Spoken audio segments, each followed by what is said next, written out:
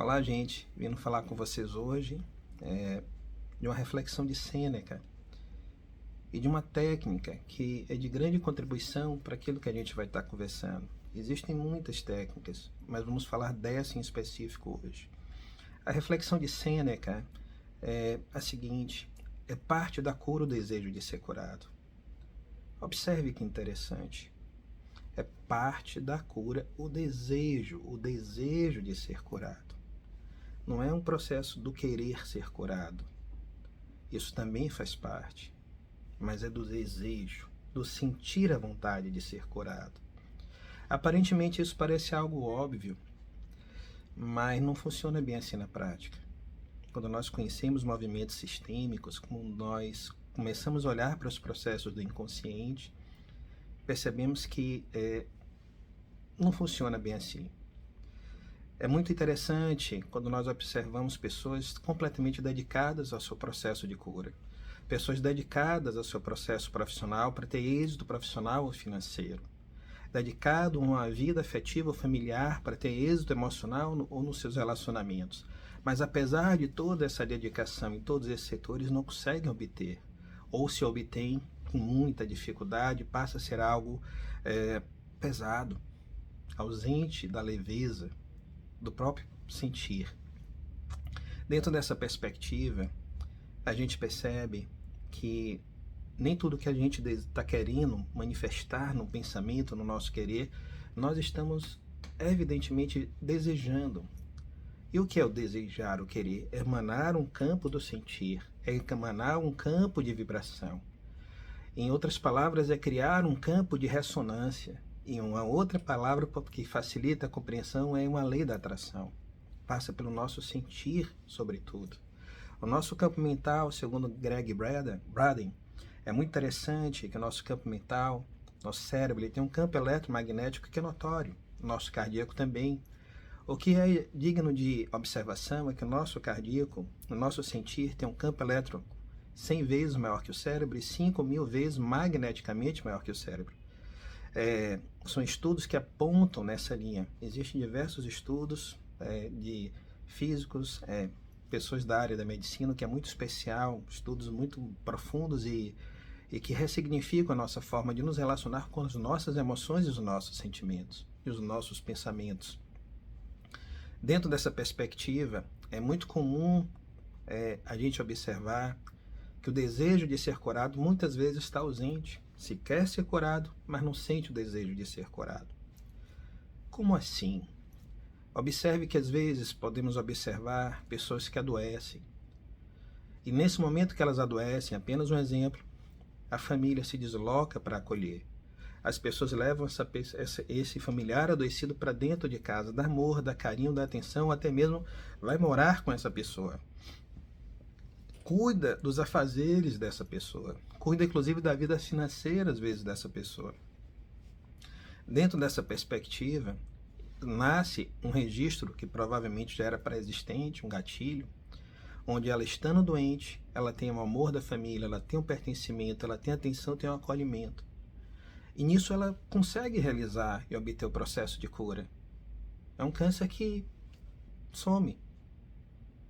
E quando ela se cura, é um exemplo. A família volta para sua casa, a pessoa volta para a casa dela e a vida volta a ser como era, do jeito que a fez adoecer. Ela começa a viver as mesmas dinâmicas que a fizeram adoecer. Qual o resultado? O mesmo. Então a gente percebe que inconscientemente a pessoa ela tem um registro de que para ela se sentir curada ela precisa da doença, para ela se sentir amada, protegida, assistida, amparada, pertencente. Aquela doença é um exemplo, gente. Aquela doença é necessária, é um registro inconsciente, é o que a gente chama de ganho inconsciente. Se eu estou doente, eu sou amada e sou acolhida ou acolhido. Então, o inconsciente ele vai estar trazendo situações dessa maneira, uma programação, que aí nós começamos a falar de uma coisa chamada crenças. Crenças que podem ser originárias de muitas áreas, crenças intrauterinas, crenças que adquirimos ao longo da vida, crenças dos nossos antepassados, crenças hereditárias, inúmeras possibilidades. Então essas crenças começam a criar mecanismos de repetição. E qual é o caminho para olhar isso? Olhar para dentro. Sejamos em nós a mudança que queremos ver no mundo. Mahatma Gandhi, grande alma.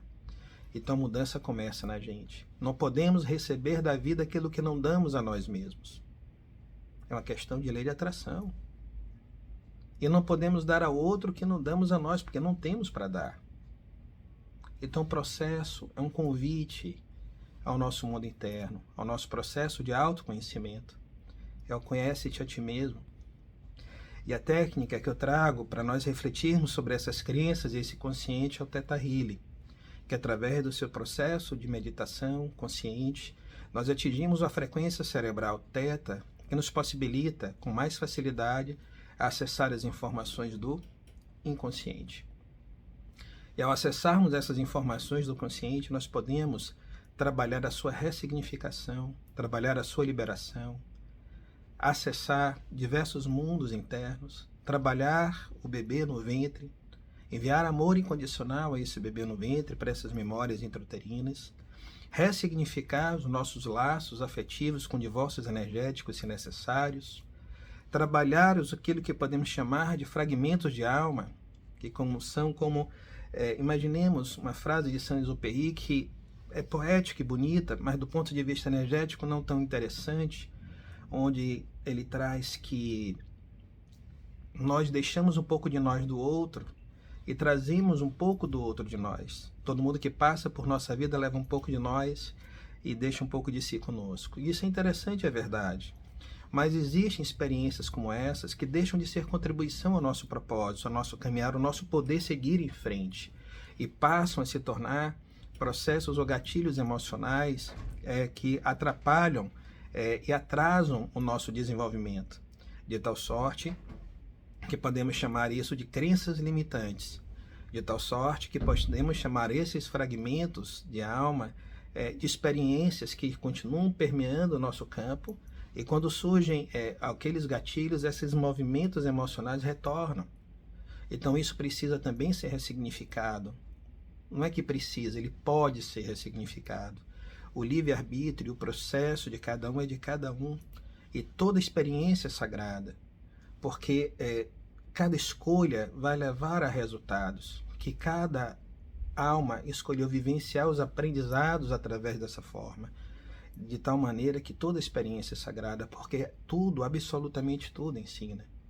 Todavia, quando surge a nossa consciência de que nós somos senhores do nosso destino, que podemos fazer escolhas daquilo que queremos sentir e vivenciar e experienciar na vida, nosso nível de responsabilidade para conosco muda significativamente.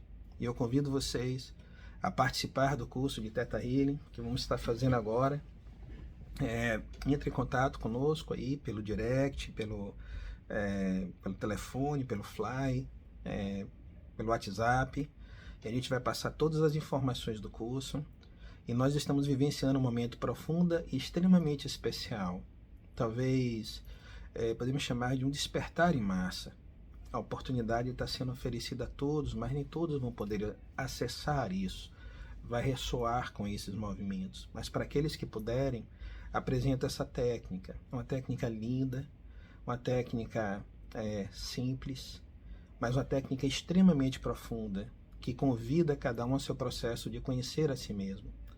O processo do curso é extremamente terapêutico, ao tempo em que também vai lhe capacitando, lhe habilitando a poder ser um canal de compartilhar isso no processo com o outro, de ensinar o outro a acessar esses processos, de acessar o seu inconsciente, de terapeutizar o outro dentro dessa perspectiva. Mas primeiro, comece em si mesmo.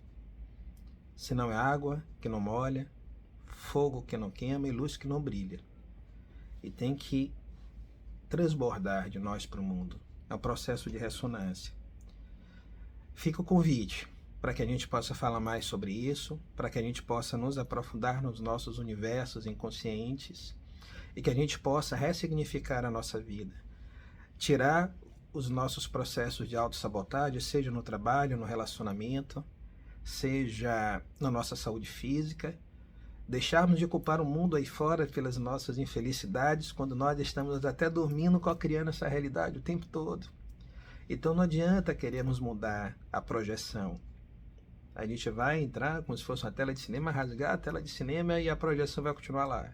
A gente tem que ressignificar o que sai desse projetor, do nosso pensar e do nosso sentir. E trabalhar os nossos processos de crenças, que é esses processos é que definem a nossa realidade. E até não querer uma crença, é uma crença. Então o universo é mental, mas a manifestação está no sentir. É parte da cura o desejo de ser curado. Salve Sêneca. Espero ver vocês em breve. Um lindo dia, um lindo final de semana. Felicidades. Arroba.